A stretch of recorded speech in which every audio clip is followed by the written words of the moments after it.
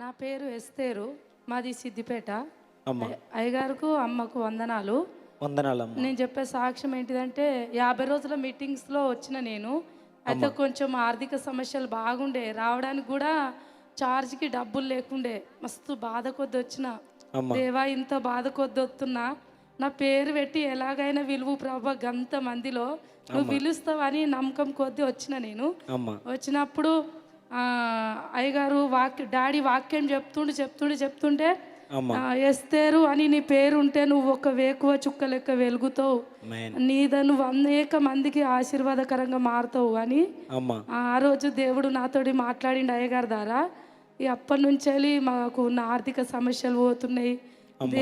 అందరూ చుట్టుపక్కల మా కుటుంబం చూసి ఒక్కోడు కష్టం చేస్తేనే వీళ్ళు ఇంత మంచిగా బతుకుతుర్రు అని దేవుని నామం గణపరచబడుతుంది. దేవునికి స్తోత్రం. ఎక్కడి నుంచి వచ్చారమ్మా మీరు? సిద్దిపేట నుంచి వచ్చారు. ఆ రోజు మీటింగ్ లో మాట్లాడిండు. మీరు ఆశపడ్డారు, అయ్యా నేను ఇంత కష్టంలో వచ్చాను, నన్ను పేరు పెట్టి పిలువయ్యా అని ఆశపడ్డారు. పిలుస్తావని నమ్మకం పెట్టుకొని వచ్చిన. నువ్వు ఉన్నావు ప్రభా, ఖచ్చితంగా నన్ను పేరు పెట్టి పిలుస్తావు, నాకు ఈ బాధలన్నీ పోతాయి, ఈ రోజే లాస్ట్ అనుకొని వచ్చిన నేను. ఆ రోజు అయ్యగారు పేరు పెట్టి పిలిచిండు. చూసారు కదండి ఎంత అద్భుతమైన సాక్ష్యం. ఒకసారి అందరు గట్టిగా చప్పట్లు కొడుతూ దేవుని నామని మహిమపరుస్తారా?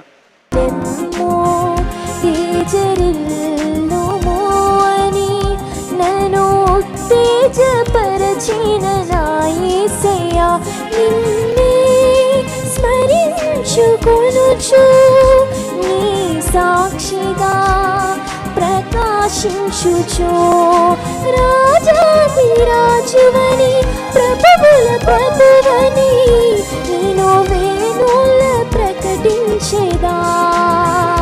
నిన్నే స్మరించుకొనుచు నీ సాక్షిగా ప్రకాశించుచు రాజాధిరాజువని ప్రభువుల ప్రభువని నేను వేణుల ప్రకటించేదా.